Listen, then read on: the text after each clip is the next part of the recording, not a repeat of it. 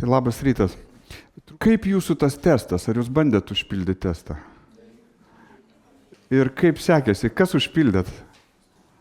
Aha, ir bandėt paskaičiuoti rezultatus? Kokie rezultatai? Ar suprantat, kad reikia suskaičiuoti rezultatus gale? Tai trumpai pasakysiu, jeigu jūsų rezultatas, sudėjus visą sumą tų skaičių, kuriuos jūs reiškia, sužymėjot į atsakymus, yra 15, tai aš nežinau, kaip jūs čia patekot. Ir reikėtų turbūt išlydėti jūs labai dėmesingai iki namų jūsų. Nes jeigu jūsų skaičius 15, tai praktiškai jūs visiškai nesuprantat, kur esat beveik ir ką darot. Ir sunkiai draugaujat su laiku. Tai turbūt nebuvo 15. Ar buvo? Parodykit. Norėčiau jūs pamatyti. Jeigu jūsų skaičius 80, aš labai nuolankiai pasitraukiu ir užleidžiu jums šitą sceną, nes jūs tobulai draugaujat su savim, su aplinka, su laiku ir labai labai gerai orientuojatės, kas vyksta. Tai maždaug pas visus normalius žmonės būna nuo 30 iki 60, tai čia va. Normalus žmogus, kuriam reikia būti dėmesingesniam. Tai kas nors galit pasakyti savo skaičius? 46. O, geras skaičius, 46. 5-7, labai geras, labai dėmesingi. Tai tiesiog šitas reiškia ne kad vertintume vienas kitą, bet kad tiesiog susigaudytume maždaug kur esame, ar ne, savo dėmesingume. Ar reikia mums būti dėmesingesniems, ar ne. Kaip jums šitas piešinys? Man tai labai patinka, ne? Ką kalba jums šitas zuikis, ar ne? Zuikiai apskritai tokie gyviai šaunus, ar ne? Daug sako zuikiai ir taip toliau. Bet ką jūs matot va šitame?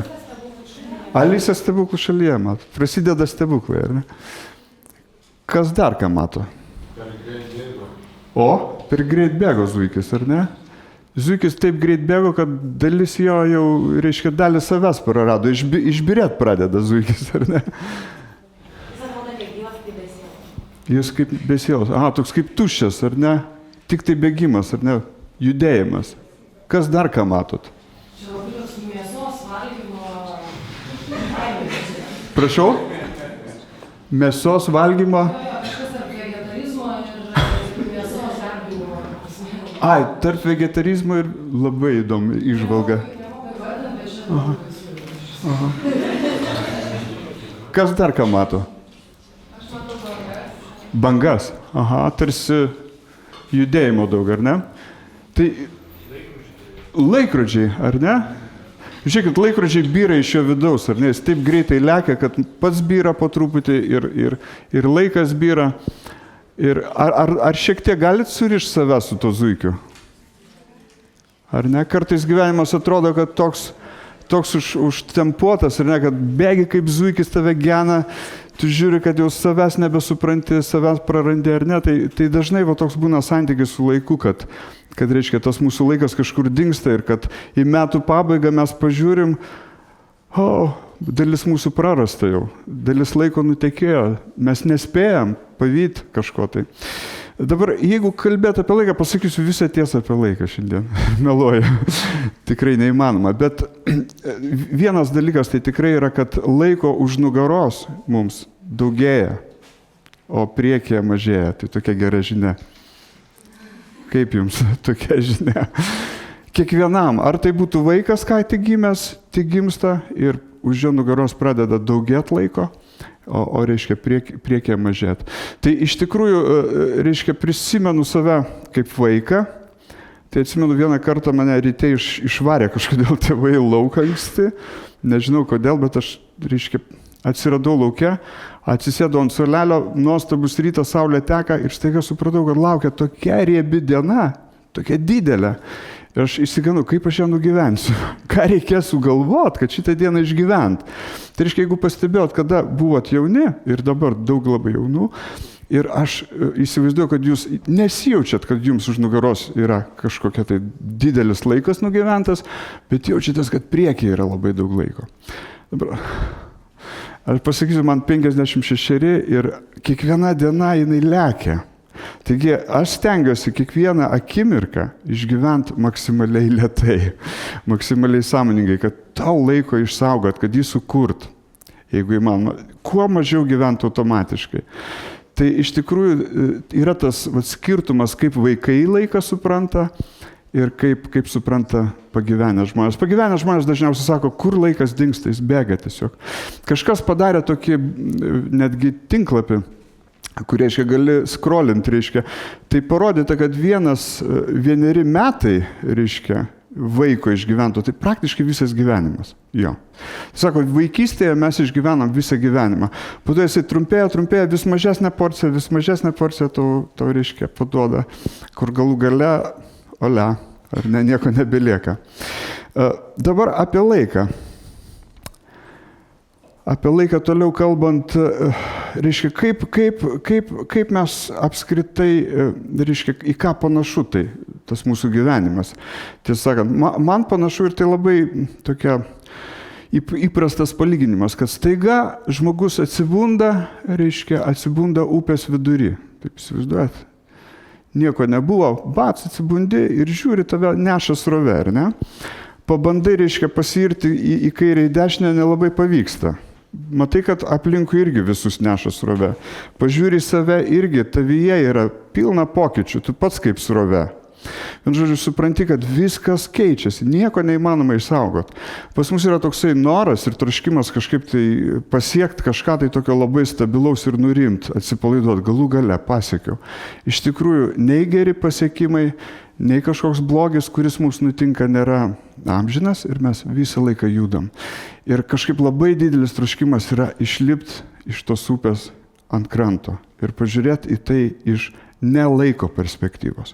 Tai reiškia, viskas vyksta, o aš stoviu kažkokioj tai erdvėj, kažkokioj tai vietoj, kur nėra laiko. Ir aš tada ypatingai viską gerai matau.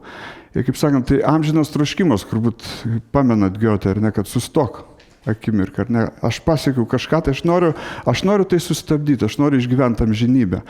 Ir tai yra absoliučiai kiekviename iš mūsų, aš tikiu, tas troškimas, reiškia, išeiti iš laiko, gyventi, reiškia, tokį visiškai nepriklausomą nuo laiko tironijos gyvenimą. Atsimenu dar vaikystėje, ar pamenat, kaip išmokot draugauti su laikrodžiu? Tai buvo kažkokia tironija, gyvenimas buvo geras. Tiesiog atsikeldavai ir gyvendavai, rytas, bundam, vakaras, einam miegot, ir staiga tau reikia mokytis laikrodį. Reiškia, kas yra be 5:3, kas yra ten po 6:20, tokia kažkokia tai nesąmonė didžiulė. Bet staiga į galą tas laikrodis tampa toksai visiškų dievo, ar ne? Tokių visiškų tironų, viskas turi būti pagal jį ir nieko pagal mane. Iš tikrųjų, mes Žemėje praktiškai visi vienodai išgyvenam laiką.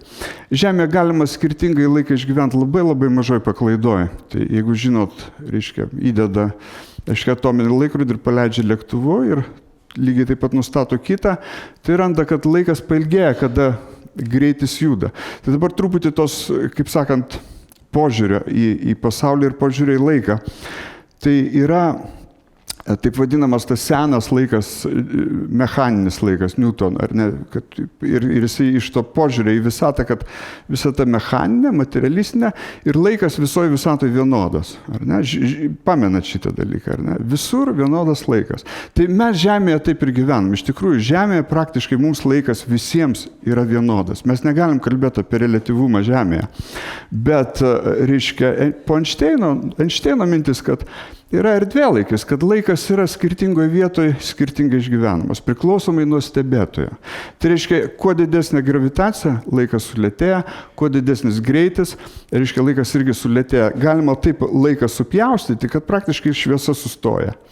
Tai mes kalbėsim apie tą, reiškia, nereliatyvų laiką šitoj žemėje, bet kalbėsim apie subjektyvų ir reliatyvų laiką, kurį išgyvename, nes visi išgyvename, reiškia, labai subjektyviai tą laiką. Dabar mano, reiškia, toks dar vienas prisiminimas, kaip žmonės išgyveno laiką. Tai, reiškia, yra graži istorija labai. Viena grupelė iš Afrikos, reiškia, šiaurinės Afrikos dykumų, nuvežė pažiūrėti Viktorijos krioklių.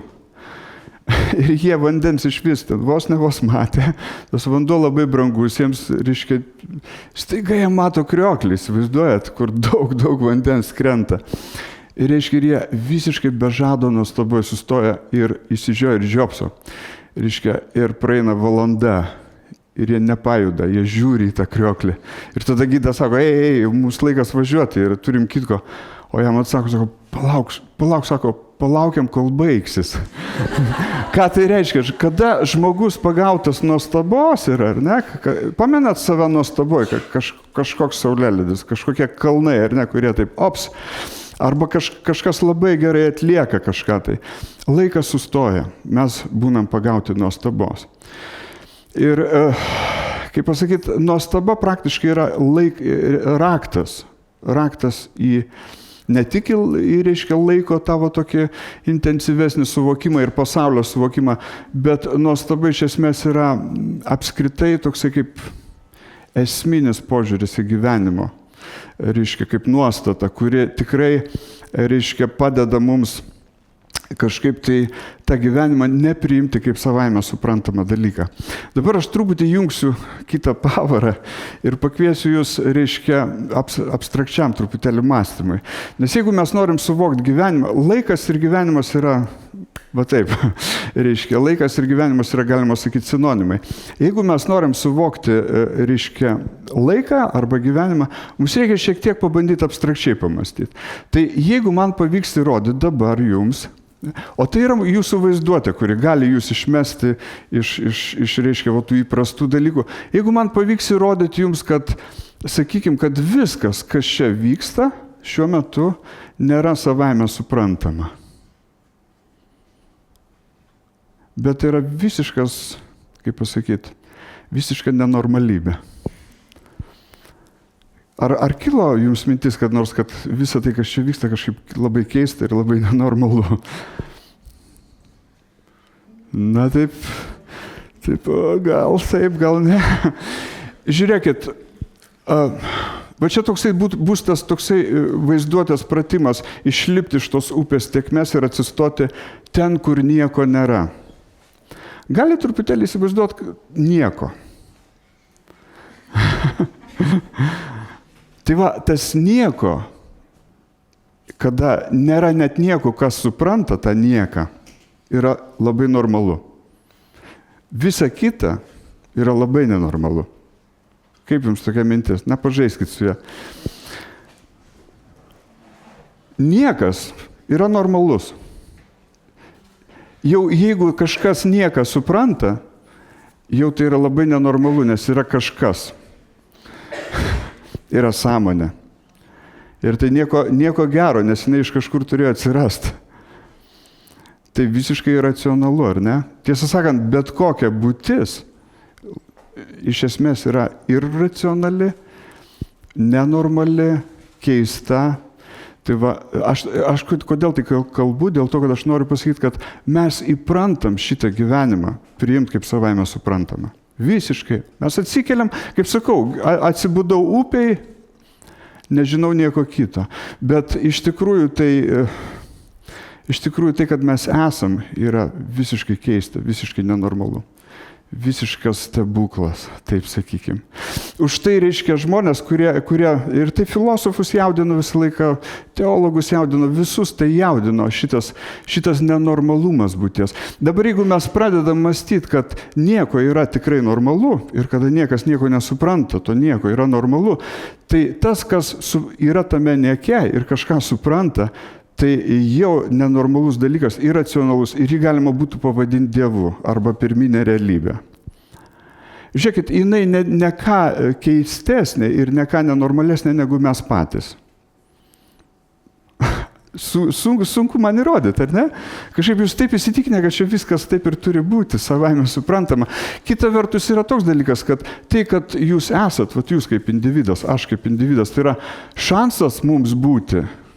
Tai yra kažkur tai 400 trilijonų, vienas iš 400 trilijonų šansas. Tai, kad jūsų gyvenimas yra absoliučiai kaip individo jau stebuklas, aš nekalbant apie visatą.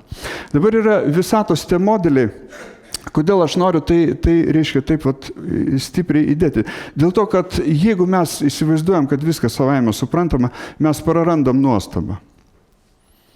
Bet jeigu mes suprantam, kad tai, kas čia vyksta, yra visiškai nenormalu, visiškai stebuklinga, visiškai neįmanoma, visiškas stebuklas, mes įjungiam nuostabą, mes pradedam gyventi.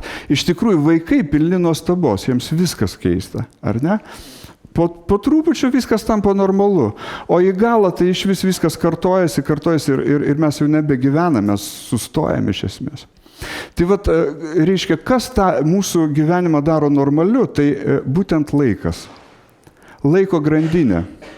Kada įsijungia laikas, tai reiškia, žiūrėkit, tas mūsų būvis prieš, mes nieko nežinom iki didžiojo sprogimo, ar ne nieko. Tai kaip ir būtų, kas ten buvo. Tai greičiausiai nieko ir kažkokia pirminė realybė. Po to įvyksta tas sprogimas, ar ne? Ir staiga atsiranda laikas, atsiranda normalybė, atsiranda dialektinė grandinė, atsiranda tai priežasties pasiekmės grandinė ir viskas tampa kaip ir normalu. Bet iš tikrųjų tai nieka normaliau negu nieko nebūtų. Tai tiesą sakant, jeigu mes šitą įjungiam tokį žvilgsnį, prisipildom nuostabą tada.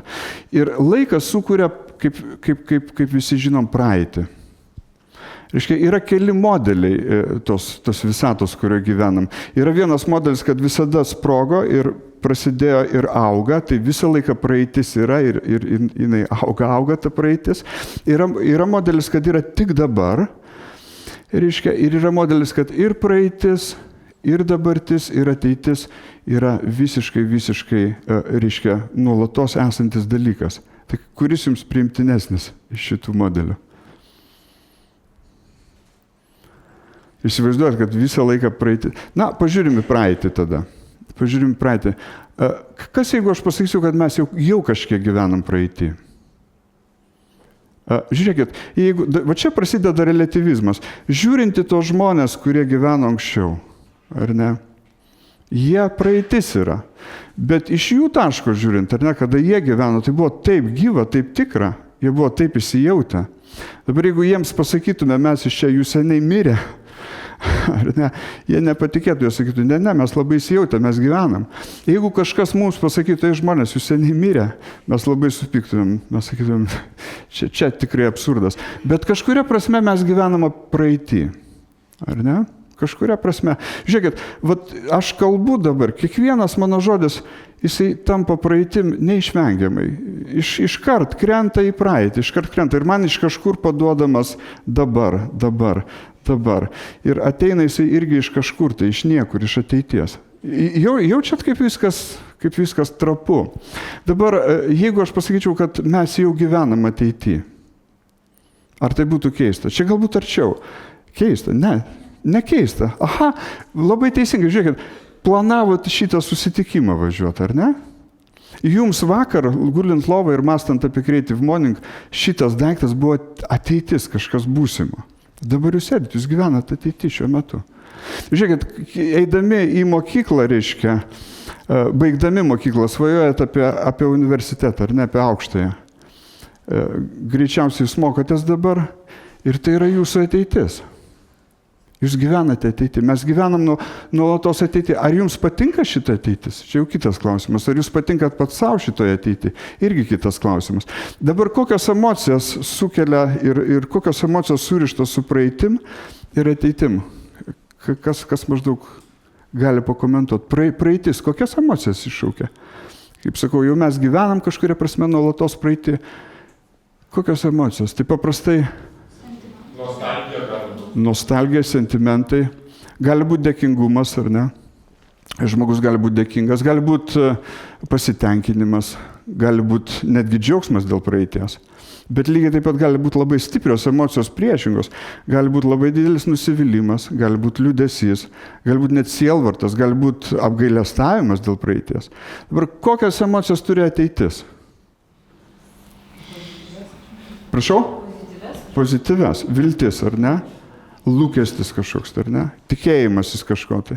Bet gali ir neigiamas turėti, ar ne? Kokias neigiamas, pavyzdžiui? Baimė, absoliučiai, nerima, ar ne? Nerimas, baimė, netikrumas, reiškia įtampa. Ir va šitoje vietoje aš norėčiau parodyti tą linksmą klipą, nes mes truputį kalbėsim apie ateitį. Čia reikės truputį man imti ir pažįstat šitą veidą, ar ne? Matytas kažkur šitas žmogus. Dabar čia žmogus, čia šiek tiek apie ateities emociją, reiškia, kurią galima patirti. Šana Holz. He's been depressed. All of a sudden he can't do anything. Why are you depressed, Harvey? Tell Dr. Flicker. It's something he read. Something you read, huh? The universe is expanding. The universe is expanding? Well, the universe is everything, and if it's expanding, someday it will break apart, and that will be the end of everything. What is that your business? He stopped doing his homework. What's the point? What has the universe got to do with it? You're here in Brooklyn. Brooklyn is not expanding. It won't be expanding for billions of years yet, Alfie. And we've got to try and enjoy ourselves while we're here, huh? Tai va, koks geras psichologas, ar ne? Tai kas čia vyksta su šito jaunu žmogum, ar ne? Staiga jis pamato ateitį, ar ne? Ir ateitis visą tą mirus, tiek išsiplėtus, kad jau nieko nebelieka. Ir kas su žmogum vyksta, jisai pilnoje apatijos, jis nieko nenori daryti. Tai iš tikrųjų tas, reiškia, ateities matymas, jis labai su kūryba surištas, tiesą sakant. Matot, žmogus nustoja viską, nebenori nei pamokų ruošti, nieko. Bet va gera žinia yra, kad reiškia to dabar, pakol tai įvyks, yra labai labai daug. Psichologas sako, ar nesako, ką tu, mes turime milijonus metų dabar. Reiškia dar pakol čia viskas baigsis, taigi turi visą savo gyvenimą ilgą mielą. Tai kaip dabar jį gyventi? Tiesą sakant, žmonėje iš tikrųjų, grūmėsi ir kaip tas zuikis lenktyniauja su laiku. Nes praktiškai ką mes darom, reiškia, mūsų kūryba, labai daug mūsų kūrybos nueina, kad suvaldyti pasekmes. Žiūrėkit, kažkur tai dingo sniegas, ar ne? Kas vyksta, reiškia, žmonės stengiasi jau koreguoti savo pačių veiksmų pasekmes, ta prasme, nes ateitis gali būti, reiškia, netokia linksma. Tai kaip surišti, pamatyti, kaip kūryba su ta ateitim, reiškia, siejasi. Tai iš tikrųjų mes dažnai labai, reiškia, kuriam reaguodami į bėdą. Tai šiuo metu, reiškia, jau pripažinta, kad visas tas atšilimas yra ne žmogaus rankų pasekmes. Ir dabar vėlgi visa kūryba yra reakcija. Iš tikrųjų negalima sukurti nieko didingo, jeigu tik reaguoja. Ir sukurt galima tada, kada turi daug laiko, kažką didingo, kažką tikro. Dabar yra, anksčiau buvo greitai ir pigiai, ar ne? Dabar stengiasi žmonės mąstyti lėtai, bet gerai. Yra net toks long foundation, reiškia, jeigu girdėjot, kurie stengiasi įsigilinti, kad ne taip greitai, reiškia, reaguoti, ne taip greitai, reiškia, visą, ką mes darom, mes turim suvokti, reiškia, savo pasekmes. Tai iš tikrųjų yra mitas, jeigu pamenat, graikų labai geras apie Prometėją. Reiškia, dažniausiai mes, kada mąstom apie Prometėją, tai mąstom, kad jis atnešė ugnį. Bet iš tikrųjų ten yra truputį daugiau tame mite. Reiškia, iš tikrųjų Prometėjo laikais žmonės žinojo savo mirties dieną. Ir kaip tas berniukas, jie depresuodavo. Jie žinodavo, kad mirs ir nieko neveikdavo, jie tiesiog laukdavo tos jiems žinomos dienos, kada jie mirs. Ir Prometėjui pagailo žmogų, dievai sako, jūs žiaurus, jisai ką padarė, jisai uždengė žmogui, reiškia, mirties jo dieną, jo širdį pripildė troškimų ir davė ugnį, davė technologijas. Taip, kad žmogus atrodo, kad jisai nemirtingas, reiškia, jisai turi fantastiškas technologijas ir jisai pilnas troškimų. Ir dabar šiek tiek apie tą pačią ateitį kalbant, kaip jūs manot, kokie ateities planai žmonijos yra? Kokie mūsų didžiausi kaip žmonijos planai yra? Galit pažiūrėti Wikipedijoje artimus, tolimus planus, tai artimieji planai baigėsi ties 1100 metu ir mes matom ten olimpiadas, ten virš Tokijo tą reiškia piramidę ir po to staiga visi planai baigėsi po 100 metų ir reiškia yra tik tai judėjimas planetų, tiksliai aprašytas, kas bus po 100, po 2, o tolimuose planuose iš vis mes matom tai, ką tas berniukas mato reiškia. Bet kokie yra iš tikrųjų žmonijos planai dabar kūrybiniai?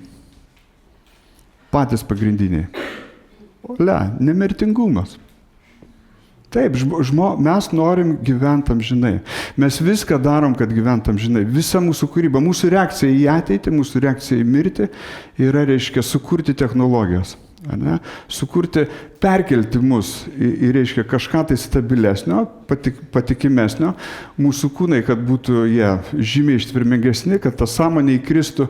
Ir turbūt pionierius, reiškia, viso to judėjimo, Rėjus Kurzveilas, gal girdėjote apie singulariškumo teoriją sukūręs, net tiksliau nesukūręs, bet, reiškia, skelbiantis ir reiškia, kaip vienas iš.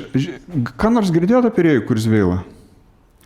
Jisai toksai ypatingas, jisai herojus, reiškia. Jisai būdamas 15 sukūrė, reiškia, iš vis tais laikais tai kompiuteriai prasidėjo muzikos rašymo mašina. Jisai sukūrė aparatą skaityti akliems žmonėms, reiškia, jie prieina, gali tekstą, reiškia, mobilų pridėti prie teksto ir jie, reiškia, tekstas skaitomas. Labai daug ką išradęs yra analoginį Kurzweil sintezatorių ir taip toliau. Bet šiaip jisai yra toks pionierius to nemirtingumo judėjimo arba technologijų, kurios padės mums tapti iš tikrųjų nemirtingais. Jis bus užšaldytas, jisai visiškai įsitikinęs, kad jį prikels, o jisai prikels savo tėvą, kurį labai mylėjo. Jam mirtis iš tikrųjų buvo tas toksai dalykas, su kuriais nenori susitaikyti. Ir praktiškai visas smaigalys visų technologijų vyksta dviem kryptim. Kaip mums sukurti tuos, reiškia, kūnus, kurie bus, reiškia, ilgalaikiai. Pavyzdžiui, mano vaikai tikisi peršokti tuos ilgalaikius kūnus. Aš ne. Reiškia, bet jie sako, gal dar spėsim, mūsų įkraus. Iš tikrųjų, nanotechnologijos, dirbtinas intelektas, kita pusė žmonijos, kitas dalykas, visa ateitis nukreipta į, reiškia, kosmosą, ar ne? Ta prasme, mes ne tik tai norim gyventi kitose kūnuose, bet mes norim gyventi, reiškia, bet kada sugebėti iš čia pabėgti, rasti kitą vietą, kolonizuoti ir taip toliau. Bet, kaip tas žmogus sakė, ir net tas psichologas sako, bet mes dabar dar turim daug laiko. Tai vat, mūsų tam gyvenime mes kiekvienas turim laiko ir kaip mes jį dabar galim geriausiu būdu nugyventi. Jeigu sakiau, kad nuostaba yra raktas, tai iš tikrųjų turbūt reikėtų pakalbėti apie tą nuostabų dabar. Vat kas yra dabar? Tai tas dabar yra, turbūt, jisai iš ko susideda, iš mažų akimirkų, ne? Reiškia, kiekviena akimirka dingsta viena ir paduodama nauja ir mes turim iš tikrųjų, sakykime, mes apsistojam tik tai ties dabar. Ir tas dabar turi būti maksimaliai išgyvenamas, jeigu mes norim būti iš tikrųjų, reiškia, gyvi ir sąmoningi. Dabar kas trukdo mums būti čia ir dabar, išgyventi čia ir dabar? Tai greičiausiai tai, kad mes nežinom, bet mes blogai jaučiamės kūne. Mes turim kažkokiu tai, reiškia, negerų pojūčių, mes turim negerų emocijų ir mes stengiamės išgyventi kažkur šalia, kažkur tai mes bėgame į telefonus, mes bėgame į bet ką kitą, mes nelabai galim pabūti su savim. Tai iš tiesų tas, reiškia, laiko išgyvenimas pats turbūt geriausias ir tobuliausias, priimtiniausias, tai būtų sugebėti išgyventi kiekvieną akimirką. Ir jūs turbūt girdėjote apie, reiškia, mindfulness, apie dėmesingumą, apie dėmesingą įsisąmoninimą kiekvienos akimirkos. Nes tik tai taip mes iš tikrųjų negyvenam pagauti. Dabar truputį pakalbam apie dėmesį. Iš tikrųjų, dėmesys yra, kaip pasakyti, dėmesys yra tas, kas sukuria mums laiką. Nes dėmesys, ką daro, jis fiksuoja pokyčius. Iš tikrųjų, mes ir esam dėmesys. Grinai prasme, mes esam dėmesys ir ten, kur mes nukreipiam savo dėmesį, ten ir yra mūsų gyvenimas. Kur dabar jūsų dėmesys šią akimirką? Ką jūs mastot? Ten jūsų gyvenimas. Jeigu jūs visą tai fiksuojat, čia ir yra jūsų gyvenimas. Tai yra visiškai surišta su dėmesiu. Taigi, kur mes nukreipiam dėmesį, ten mes ir esam. Ir taip mes ir esam.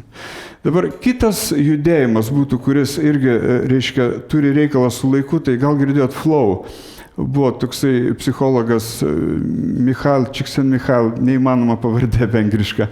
Reiškia, bet ką jisai suprato, kad reiškia, žmonės gali išgyventi labai didelę laimę ir kaip sakant, gyvumą ir patirti to laiko tikrumą, kada jie užmiršta save veikloj tikslingoj, kūrybingoj. Tai reiškia, esmė būtų tokia, kad, reiškia, tu turi kažkokias turėti savybės, tu turi, reiškia, turėti kažkokias kompetencijas, galėt kontroliuoti kažkokią veiklą. Ir tai mes matom šitą flow, reiškia, ar tai būtų sportininkai, ar tai būtų muzikantai groja, ar tai būtų menininkai kažką daro. Mes matom, kad jie būna pagauti ir visi žmonės būna pagauti tame jų pagavime. Nes jie yra tuo metu, būtent tame, reiškia, srauto judėjime.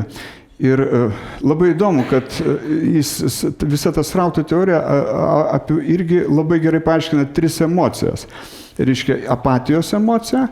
Tai, pavyzdžiui, kada mūsų sugebėjimai yra per maži, o mūsų iššūkis tas yra per didelis. Mes tiesiog neturim kompetencijos kažką padaryti, mes apatijai. Tada yra nuobodulį labai gerai paaiškina. Reiškia, mūsų kompetencijos labai didelės, bet mūsų užduotis labai mažos. Ir kartais žmonės labai nuobodžiauja darbe. Kodėl? Jie žymiai daugiau gali. Jie žymiai daugiau kūryboje gali, bet jų tos užduotis mažos. Ir taip pat paaiškina nerimą. Nes kada užduotis yra truputį didesnė už mūsų kompetenciją, yra gerai. Mes galim tada įeiti tą malonumą, reiškia, srauto. Bet jeigu mūsų užduotis yra didesnė negu mūsų, mes išgyvenam nerimą. Tai va tokie yra, kaip pasakyti, esminiai, sakykime, tai senos mokyklos dėmesingumo. Tiek rytai, tiek vakarai turėjo tas mokyklas, reiškia. Bet jos atrandamos dabar. Ir aš sakyčiau, kad jeigu taip reziumuot visą tą mano kalbą, tokią biskį padriką, tai iš tikrųjų, kas būtų toksai draugystė su laiku arba sąmoningas gyvenimas. Tai galbūt galima tai būtų pasakyti, kad tai būtų visų pirma nepriimti nieko savaime suprantama. Kaip pamena tą mūsų, kad reiškia visą tai, kas čia yra didžiulis stebuklas. Tai reiškia gyventi su nuostaba, apsispręsti. Aš nežinau, ar pavyko tas pratimas, ar man toks jausmas, kad man nelabai pavyko išmesti jūs iš tos, arba išvest, pakviesti jūs atsistoti, reiškia, ne laike, ne būty. Reiškia, ir pamatyta būti ir laiką visiškai kaip iš šono. Ir tada mes pamatom, koks tai stebuklas vis dėlto. Tai va, jeigu mums pavyksta įjungti tą nuostabą iš tikrųjų ir matyti pasaulį, matyti gyvenimą kaip visišką stebuklą. Jeigu mums pavyksta kiekvieną akimirką, ar ne, kurią mes gyvenam, suprast, kad nėra akimirkos geresnės ar blogesnės. Nėra akimirkos geresnė, reiškia, va šita akimirka geresnė už aną. Ne, akimirka yra lygiai ta pati, tas pats dėmesys, bet tai, ką mes lauke to dėmesio turim, tai skiriasi, tam ir visas skirtumas, bet ta pati akimirka yra vienodai reikšminga, unikali ir svarbi kiekviena akimirka. Ir išgyventi kiekvieną akimirką sąmoningai, žengiant žingsnis po žingsnio, ar ne, Kiekvieną akimirką aš išgyvenu pokyčius, aš nevertinu, aš tiesiog įsisąmoninu. Tai dar vienas žingsnis. Įkristi į tą veiklą, ar ne? Į srauto veiklą, įkristi į tikslingą veiklą, kūrybingą veiklą, irgi yra žingsnis draugystė su laiku, draugystė su gyvenimu. Ir paskutinis dalykas tai išbandyti naujus dalykus. Išbandyti naujus dalykus arba nuolatos mokytis. Tai kaip yra dėl to, kad jeigu mes mokomės, jeigu mes bandom naują, mūsų smegenis pradeda dirbti, mūsų neuronai, tie tinklai kūrėsi nauji. Tai iš tikrųjų, aš žinau, kad vienas žmogus darė labai įdomų eksperimentą, jis nusprendė kiekvieną dieną metų išbandyti kažką naujo. Tai įsivaizduoja tokį iššūkį. Tai aišku, jisai ieškojo ten internete galbūt, ką dar galima nuveikti. Na galų priėjo prie to, kad vieną dieną jisai padarė savo užpakalio depiliaciją vaikinas. Ir jam buvo labai nieko, bet tai buvo nauja patirtis. ir taip kiekvieną dieną. Ta prasme, šitie metai jam buvo labai turiningai tirštai nugyventi.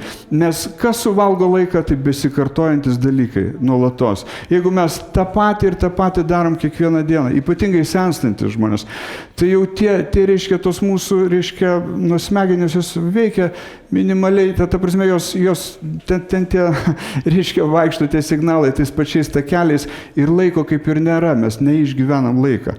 Laiką mes paprastai, kelionė, ar ne, tas fenomenas. Kelionės atrodo ilgos, labai grįžtam, kelionės atrodo labai trumpos, labai gyvos, bet kai grįžtam, mums atrodo ilgai. Kodėl taip yra? Dėl to, kad mes, mūsų dėmesys įsiplečia, mes gaunam labai daug impulsų, mes greit viską suvalgom, bet laiką įvertina mūsų atmintis. Pavyzdžiui, būna, kad kritot nuo dviračio, ar ne? Labai laikas įsitempia, mes atrodo fiksuojam kiekvieną detalę. Ne, viskas vyko kaip visada. Tiesiog mūsų atmintis mums tai sugrąžina kaip kažką tai labai turiningo, jinai prisimena viską.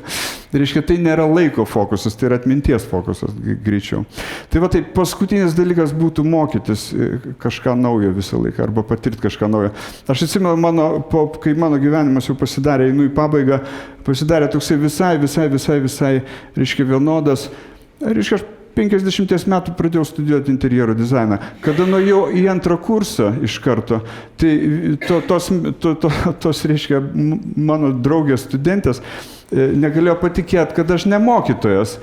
O mokytojai sakydavo, čia toks peraugęs studentas, nekreipkite dėmesio.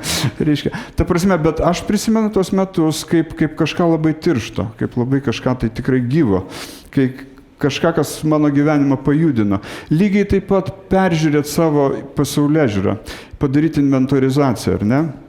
Savo įsitikinimus, savo gyvenimo inventorizaciją. Irgi labai praplečia ir sustato, tą santykį su laiku teisingesnį. Tai nežinau, turbūt tiek būtų apie laiką. Labai išblaškyta ta mano kalba, bet nežinau, gal kažkiek pajutot, ar ne? Galiu tik pasakyti pabaigai, kad